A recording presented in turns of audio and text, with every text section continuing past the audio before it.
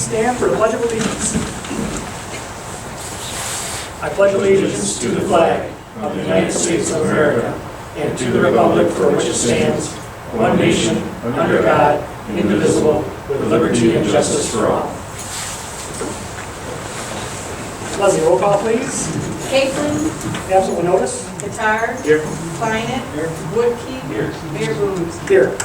Any corrections or additions to the agenda? Motion to approve the agenda as presented. Motion by Klein, second by Woodkey to approve the agenda as submitted. Any discussion? Call for question. Guitar, Right. Kleinert, Woodkey, Aye. Mayor Booms. Aye, 34 yeas, the agenda is approved. Approval of minutes, we have the February 3rd council meeting, the February 10th wastewater committee meeting, and the February 10th administration committee meeting minutes. Make a motion to approve the minutes. Second that. Motion by Klein, second by Guitar to approve the 3 sets of minutes. Any discussion? Call for question. Guitar, Aye. Kleinert, Woodkey, Aye. Mayor Booms. Aye, 34 yeas, the minutes are approved. Approval of bills, we have the 2020 Harwich Area Fire Department annual subsidy of $71,400. Make a motion to approve the fire department subsidy for $71,400. Motion by Guitar, second by Klein to approve the 2020 Harwich Area Fire Department annual subsidy of $71,400. Any discussion? The Harwich Area Fire Department is made up of the City of Harbor Beach and Sand Beach Township. They provide an annual subsidy. Each entity pays 50% of it, so our share is $71,400. Sand Beach Township is $71,400. This year, the fire department board opted into start having an annual increase based on the rate of inflation, so it could keep up with the rate of inflation. I think in past years, I typically have stayed the same for about 5 years in a row, and nothing's getting cheaper as the years go on. It's getting more money, so that does have a rate of inflation factor in it, and that'll continue for the future. So $71,400 for the Harwich Area Fire Department annual subsidy. Any other questions or discussion? Okay, and a motion by Guitar, second by Klein to approve the 2020 Harwich Area Fire Department annual subsidy of $71,400. Call for question. Guitar, Aye. Kleinert, Aye. Woodkey, Aye. Mayor Booms. Aye, 34 yeas. That is approved. Village Chimney and Hearth, $2,609.15. I'll make the motion to approve the village chimney and hearth bill. Second that. Motion by Woodkey, seconded by Guitar to approve the Village Chimney and Hearth bill for $2,609.15. Any discussion? As for the gas fireplace insert at the new North Park Pavilion, that's half down. What that was? That's the other half of it. That's the other half, yeah. $2,609.15. And we did receive a $1,000 donation from the Harwich Area Lions Club to North Park Campground to offset some of the cost of that. That's one of the final things we have to finish up at North Park, and a couple odds and ends. Just finish the conversation. There's one more. Come on. I wasn't calling anybody else specifically. So I'll take care of the gas fireplace insert, just in time for spring to get here. Yes. All right, any other questions or comments in regards to the Village Chimney and Hearth invoice? Okay, a motion by Woodkey, a second by Guitar to approve the Village Chimney and Hearth invoice for $2,609.15. Call for question. Guitar, Aye. Kleinert, Aye. Woodkey, Aye. Mayor Booms. Aye, hearing 4 yeas, the Village Chimney and Hearth invoice is approved for payment. Townley Engineering LLC, invoice totaling $11,755. Make a motion to approve the Townley engineering bill for $11,755. Second that. Motion by Klein, second by Guitar to approve the Townley Engineering invoice. Any discussion? Townley Engineering is our engineering design professional for the New Marina Improvement Project, which is through grants through the state of Michigan. We've got 31 hours for an engineer at $120 per hour at $3,720. Project engineer, 67.5 hours at $90 per hour for $6,075. And project technician 3, 24.5 hours at $80 per hour, $1,960. Totals $11,755. Service performed this period included design and bidding of the electrical equipment, pedestals, plumbing, gangway, reviewing dock shop drawings, and preparing change orders. Any other questions or comments in regards to the Talley Engineering invoice? Okay, motion by Klein, second by Guitar to approve the Talley Engineering LLC invoice totaling $11,755. Call for question. Guitar, Aye. Klein, Aye. Woodkey. Aye. Mayor Booms. Aye. Hearing 4 yeas, the Talley Engineering invoice is approved for payment. Zimmer Roofing and Construction Limited invoice totaling $134,621. Make a motion to approve the Zimmer Roofing and Construction Limited for $134,621. I'll second that. Motion by Klein, second by Woodkey to approve the Zimmer Roofing invoice for $134,621. Any discussion? This was for roofs at the wastewater treatment plant and the water plant. Original bid was for $132,621. We had a add change order to go to a tan Duralast roof. It was an add change order of $2,000. More visibility down into the storage tanks at the water plant, and won't show dirt and grime as much. The regular color is white, so they are going with tan. So $132,621 is the original bid, $2,000 for the extra for the tan, totaling $134,621. Any other questions or discussion in regards to the Zimmer Roofing invoice? Yeah, motion by Klein, second by Woodkey to approve the Zimmer Roofing invoice totaling $134,621. Call for question. Guitar, Aye. Klein, Aye. Woodkey. Aye. Mayor Booms. Aye. Hearing 4 yeas, the Zimmer Roofing invoice is approved for payment. Public comment. Nothing. All right. This evening we have with us the Fire Chief, Jason Lamont, and the Ambulance Service Director. They're both here to give their annual reports for their respective entities they represent. We'll start out with Chief Jason Lamont from Harvey Area Fire Department. Jason, the floor is yours. How you doing? Well, just a little rundown of what the fire department's done in the past year. We have 24 members. For training hours, we put in 1,122 hours of total man hours of training. We ran 144 calls last year, 46 of them in Sand Beach Township, 87 of them were in the city. Of them, 11 we gave mutual aid to other departments around the county. We received mutual aid 12 times. So we gave it 11 and received it 12. We handled 9 hazmat incidents and 50 confined space incidents. The confined space is anytime like a factory in town here does some kind of works on a tank or something like that. They have the fire department kind of provide a rescue team on standby just in case something happens when they're in one of those tanks. Our average response time is, so from the time the pager goes off to the time the truck goes out the door is 1 minute and 40 seconds for those calls. Our average time from the time the truck leaves the hall till the time where we are is 1 minute and 37 seconds. The average length of a call last year was 2 hours and 11 minutes. The most popular day to have a call was Monday during the noon hour. As far as man hours for calls, we put in 4,459 man hours for calls. And in between training, meetings, education, and calls for service, we handled 1,928 incidents that we logged. Last year we were able to, now this is with help of grants, whether they be matching grants, full grants, or working with our budget, we were able to replace all of our air packs from a half-hour 2216 PSI bottle to a 45-minute bottle, 4,500 pound PSI. That gives the guys longer time while they're working in a fire to, you know, with the old bottles, you could maybe swing an axe 5-6 times to be in the fire, 10 minutes, you know, so now they have more time to be in there and get the job done. We updated our pumper truck, went from a 1991, we bought a used pumper that was fully loaded for very minimal compared to the price of a new one. And we did the same thing with our ladder truck. We had updated our ladder truck. We purchased a new boat through donations. We received a USDA grant for a 2020 one-ton pickup. four-door pickup. And then we also received a grant, which was a matching grant for a skid unit that goes in the back of the pickup that's capable of pumping water and putting foam on grass fires, or we can use it on a wide variety of different things.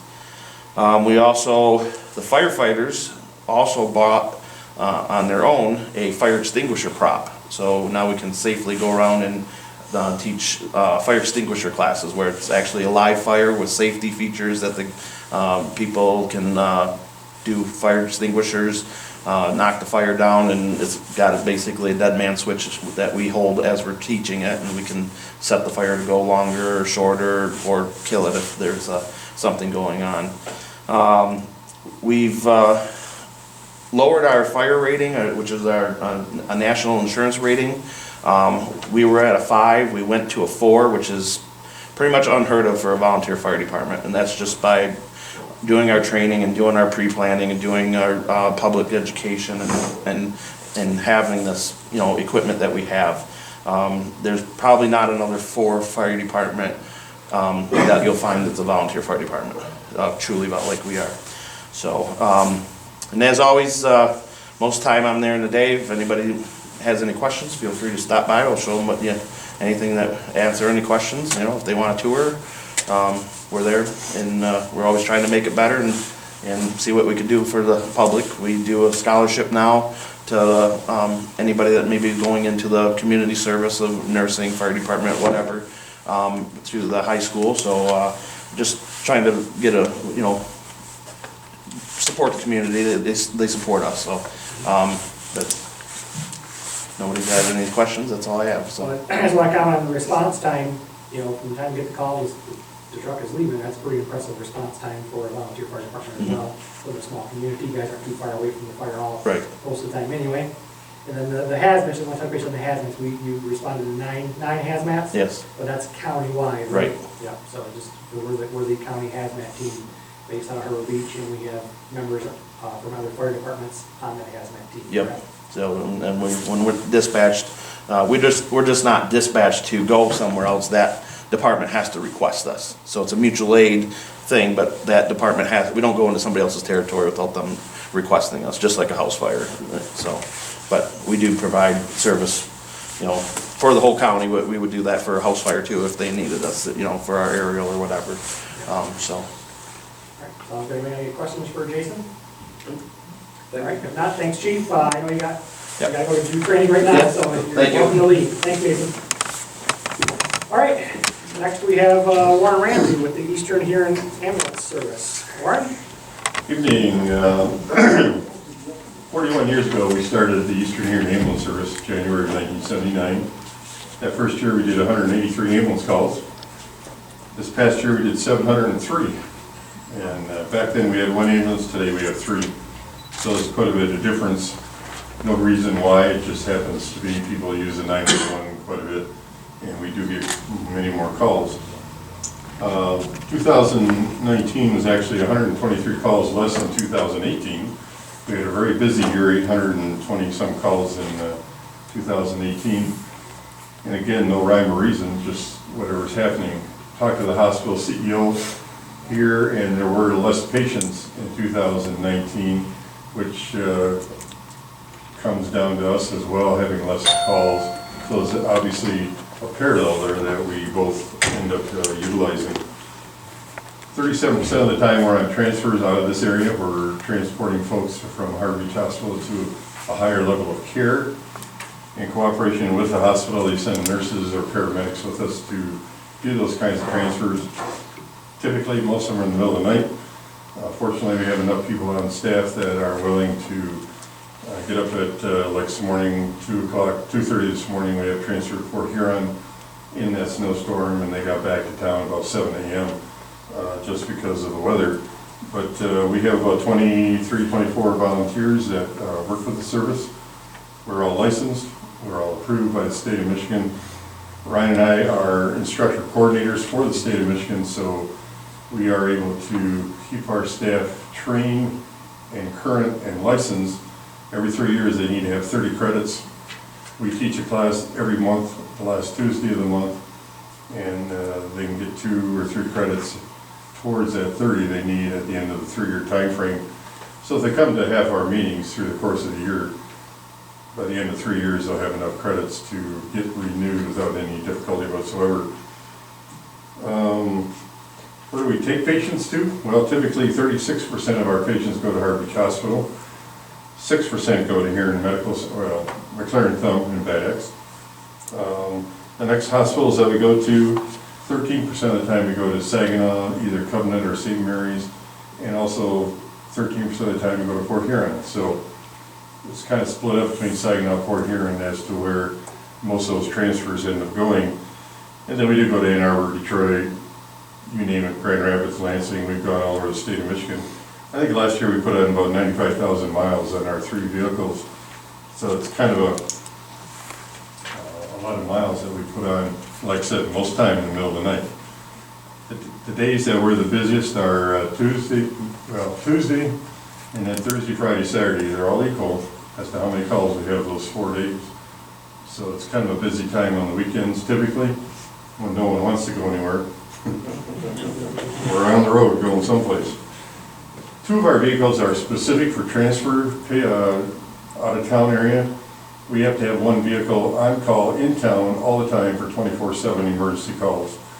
So sometimes we have all 3 vehicles on the road because 2 are on transfers and 1's answering emergency calls. Then we also have the capability of taking more than 1 truck on a car crash. Let's say we would take 2 ambulances if we have them both available. So, but we are required by law to have 1 in town all the time. And that's been an issue because some services like, let's say Sand Lake EMS, they're taking all their trucks on transfers. Occasionally Bad X has that issue where they're shorthanded. But we just had a huge webinar by an attorney here 2 weeks ago exclaiming and understanding that you have to have a truck in town 24/7 to answer the 911 calls. So we have always maintained that issue. Whether we have 2 trucks or 3 trucks, we always maintain that 1 of them stays in town. Now there is a capability of the emergency room physician declaring an emergency where it's life and death and we don't get this patient out and there's no ambulance available, but they kind of came down hard on the emergency docs saying, hey, you're in the hospital, you can take care of it until an ambulance returns to take that patient out. So that's kind of been a hot topic in the last 6 months in the state of Michigan, especially in our area where we've seen too many ambulances going out of town at the same time. One of the things that happened in 2019 is that we kind of cleaned up our debt. We paid off our new building that we built 12 years ago. We paid off the new outbuilding that we constructed, and we also re-chassised an ambulance on that to a 2019 chassis for $92,000, and we've paid cash for all that. So we are basically financially debt-free at the moment, but we're looking at a new truck, and the new ambulance today with no equipment in it is about $180,000. And so we are looking down the road in about 2 years of purchasing a new truck. So we're saving our dollars towards that entity. When we did the re-chassis last year, that was $92,000, as I said. So we saved quite a bit of money by re-chassising as opposed to buying new. But we're looking at possibly buying new this coming up year. We're going to have the money in the budget to do that after 3 years. So we're not too really concerned or worried about that. We're trying to be very financially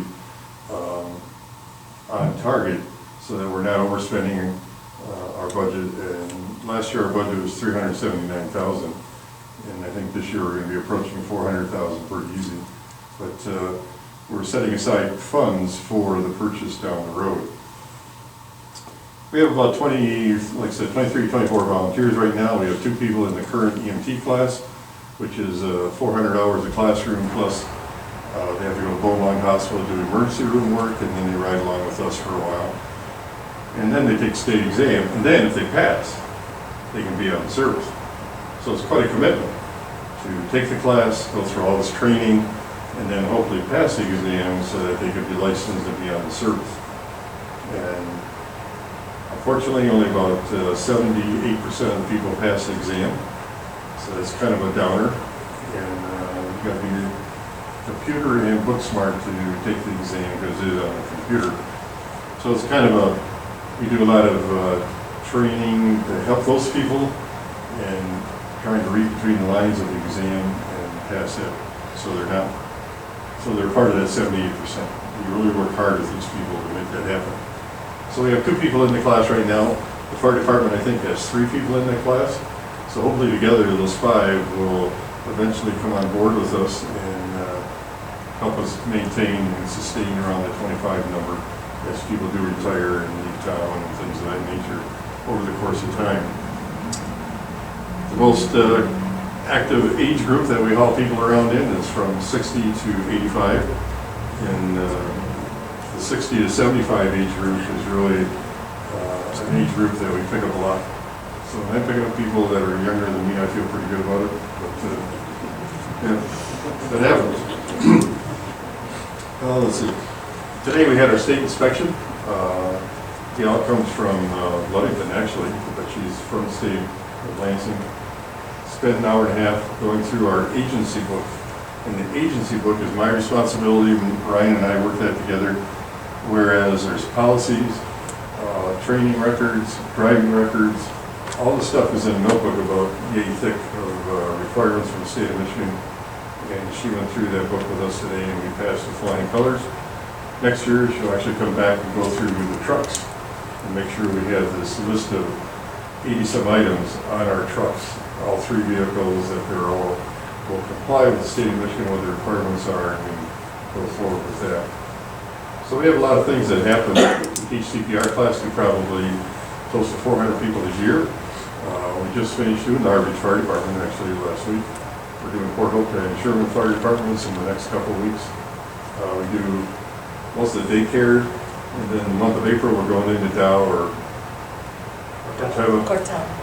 and doing 4 classes down there for first aid CPR for their staff, and we do that yearly. And so we do cover quite a few people, CPR, first aid, over the course of time. We do Boone's Construction, we've done ISER demolition, but we do a lot of classroom work. And this year with Corteva, they don't have a classroom anymore, so they got to come up to us, which is a little different. So we normally come out of there smelling like Corteva. But this year that'll be different. That'll be a plus for us. Any questions? There are subsidies a lot less than the fire department. You get a good bang for your buck from us. Yeah, how many entities do you represent? 11? Right now we represent 11 governmental entities. We have been talking with Paris Township because of the issue with Ubley Ambulance going out of service. And I know there's been some bantering back and forth with a Central Hearing Ambulance covering Ubley, and they cover Port Austin right now, all the way, they're going to come down to Ubley. It's going to be interesting. We'll probably be over there a lot more because with Central Huron in the years previous, Ubley has covered their rear end quite a bit because they're tied up with other calls or whatever.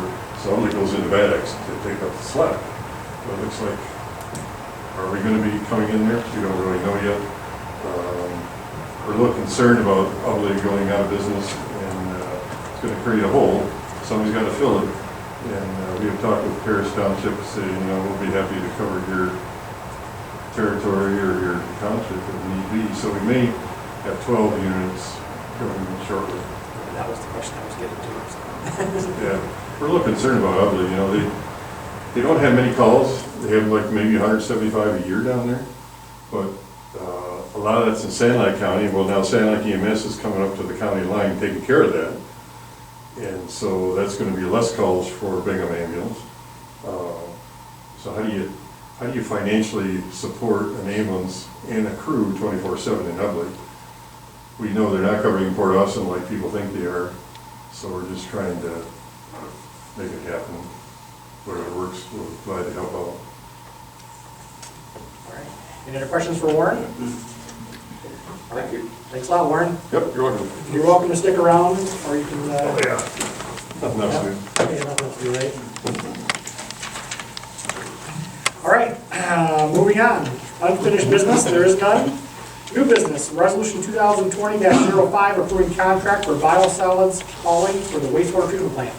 Make a motion to approve resolution 2020-05. Motion by Klein, seconded by Guitar to approve resolution 2020-05, approving contract for biosolids hauling for the wastewater treatment plant. Any discussion? Superintendent Rogemuck received a couple of bids from different biosolids hauling firms.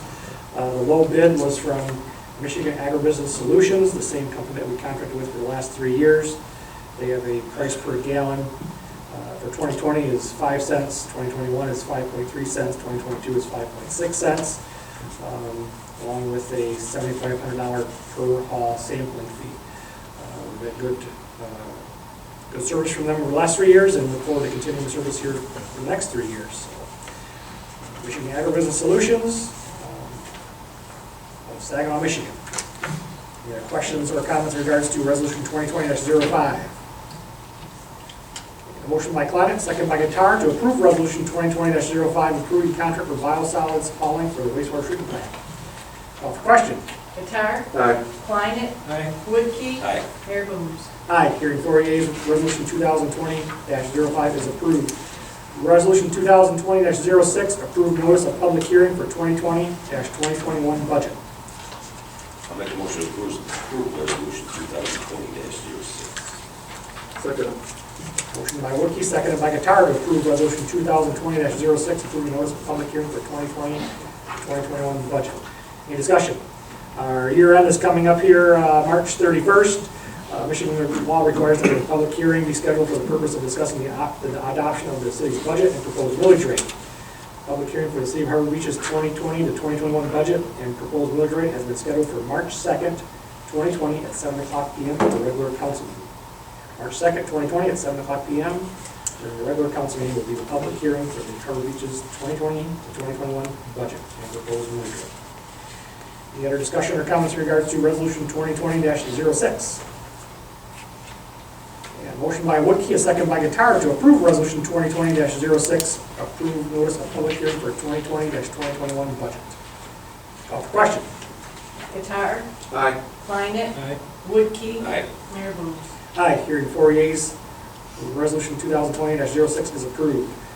Resolution 2020-07, approving hiring contractor to install seawall at Marina. Make a motion to approve resolution 2020-07. I'll second that.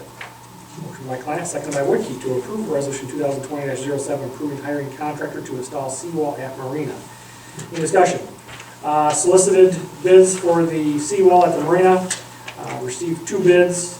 Low bidder was Wood Contracting in Harbor Beach at $39,500. We did some test sheet piling, right, Ron? Over the last couple of weeks here, and everything appears to work out to be just fine. Got the right equipment, got the right material. Wood Contracting will be providing the labor and equipment to do this for a fee of $39,500, and that is part of the Marina grant. Any other discussion? Motion by Clement, second by Woodkey to approve resolution 2020-07, approving hiring contractor to install seawall at the Marina. Call for question. Guitar. Aye. Klein. Aye.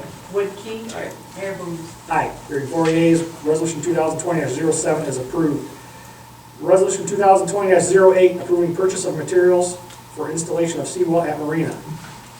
Make a motion to approve resolution 2020-08. Second. Motion by Guitar, seconded by Clement to approve resolution 2020-08, approving purchase of materials for installation of seawall at Marina. Any discussion? Once again, Director Rubel solicited bids from multiple suppliers for the seawall material. Low bid was Nucor Skyline Steel. Sheet piling at a cost of $22,333.98, and a tiebacks cost of $2,008.70 for a total cost of $24,342.68. That's going to be from Nucor Skyline Steel LLC for the seawall material. Any other discussion?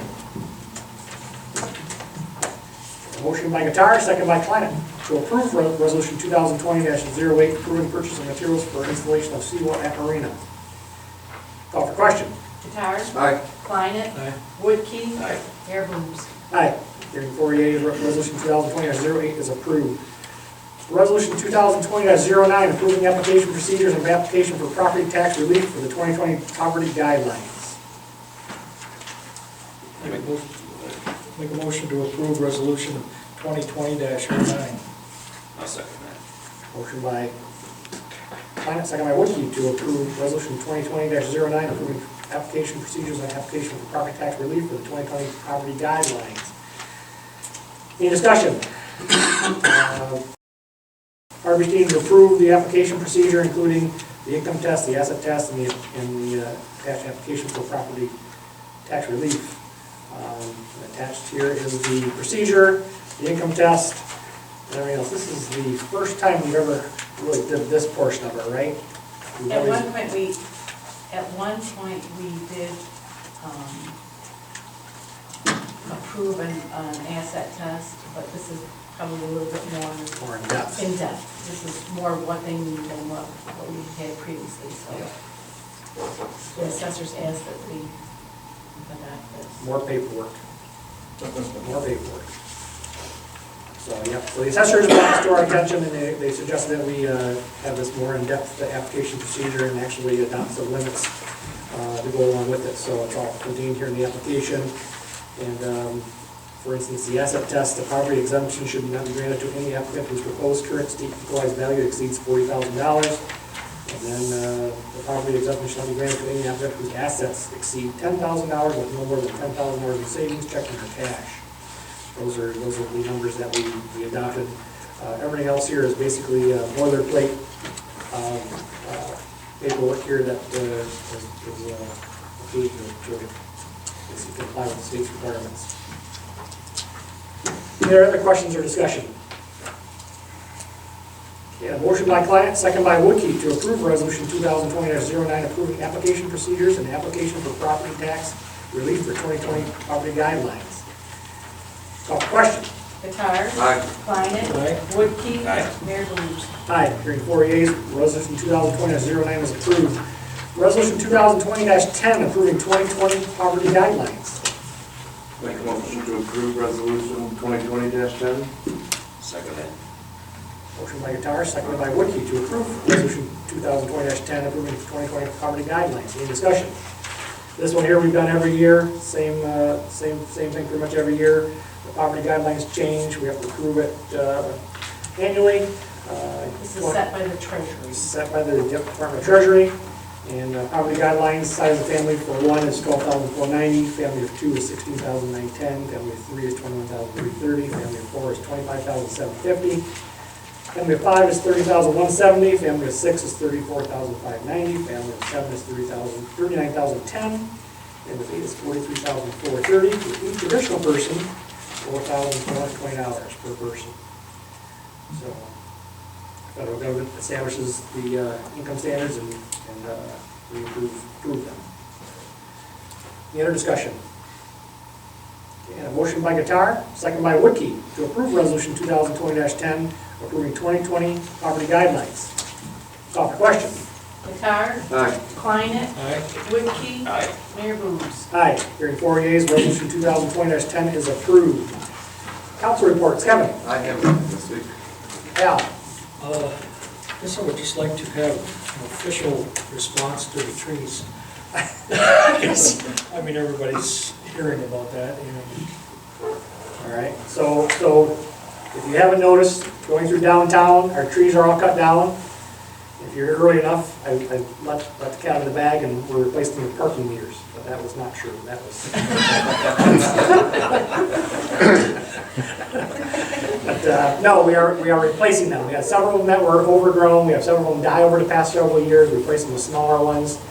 They were looking a little ratty and not nothing matching in sizes, and stuff was dying and half dead. And so the plan is right now is to replace the trees with trees and with planter boxes. So every other spot would be a tree and a planter box, tree planter box going through town.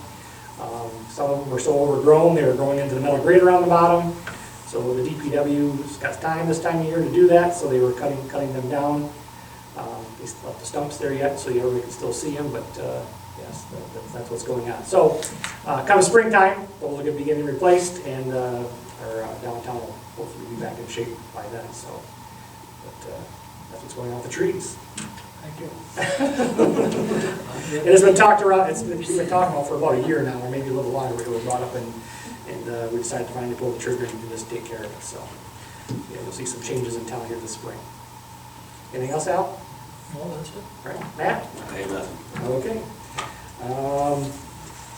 The new visitor guides are out.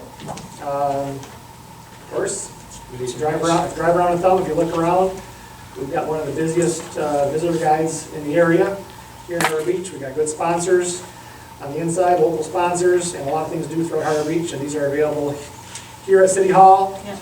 right back over here. Visitor Center has them, and probably most chamber members would have them as well. So visitor guides are out and about, grab one and spread the word that there's lots to do in Harbor Beach all year long. Other than that, our next meeting is 7 o'clock on March 2nd. It is, what you got? I was gonna say, we normally send one in second order. Yes. Are we enough to do that this year? I believe so. Yeah, I think so. Okay, so, yeah, so the second quarter utility bill, you should be getting one in the mail. If you get a utility bill from us. Okay, next meeting is March 2nd, 2020 at 7 o'clock PM. It is 7:37. Motion to adjourn. Meeting adjourned.